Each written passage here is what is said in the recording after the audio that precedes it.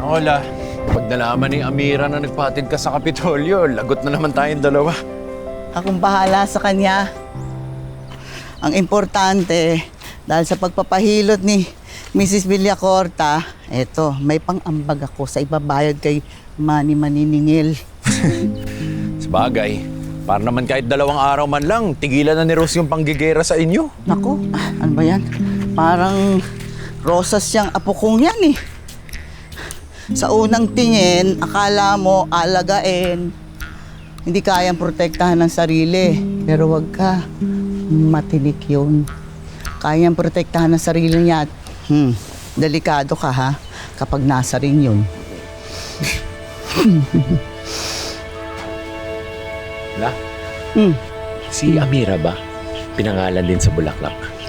Isang pambihirang bulaklak. Ganda una mo mapapansin pero kapag tinitigan mo ng matagal, yun pala marami siyang kayang gawin.